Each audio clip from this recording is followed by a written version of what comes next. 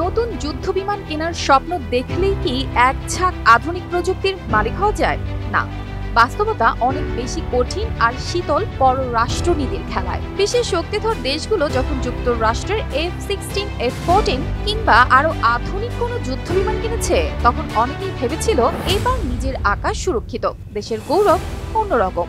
কিন্তু সেই গৌরবের আড়ালে লুকিয়ে আছে এক অদৃশ্য শিকল। কারণ যুক্তরাষ্ট্রের কাছ থেকে যুদ্ধবিমান কিনলেই শুধু প্লেন কেনা হয় না, সঙ্গে কেনা হয় এক বালতি শর্ত, রাজনৈতিক চাপ ও চরম নজরদারি। সবচেয়ে আগে যে বাধাটা সামনে আসে তা হলো এন্ড ইউজার এগ্রিমেন্ট। চুক্তিতে স্পষ্ট লেখা, এই বিমান যার তার বিরুদ্ধে খুশি হয়ে ওড়ানো যাবে না, যুক্তরাষ্ট্রের অনুমতি ছাড়া যুদ্ধক্ষেত্রে ব্যবহারই অসম্ভব। শাইনি চুলে এখন হবে সব হেয়ারস্টাইল। সিল্কোর দ্বিগুণ শাইনি চুল প্রতিদিন। এর কষ্টটা পাকিস্তান হাড়ে হাড়ে টের পেয়েছিল কার্গিল যুদ্ধে। হাতে গোলা বারুদ ছিল, গদি ছিল, কিন্তু ওরার ছাড়পত্র মেলেনি। শুধু পাকিস্তান নয়, ইরান 1970-এর দশকে যুক্তরাষ্ট্র থেকে F-14 কিনে আনন্দে মেতেছিল।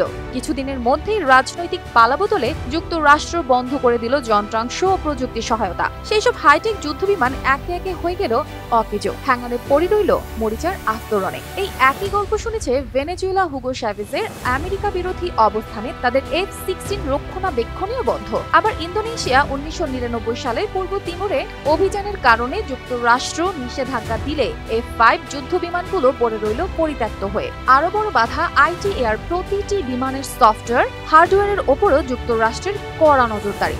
বিমান মেরামত, নতুন প্রযুক্তি সংযোজন কিংবা অন্য দেশে হস্তান্তর সবকিছুতেই লাগবে ওয়াশিংটনের অনুমতি। এমনকি 2010 সালে ব্রিটিশ অস্ত্র নির্মাতা কোম্পানি বে সিস্টেমস শুধু এই নিয়ম ভেঙে $400 মিলিয়ন জরিমানা দিয়েছিল।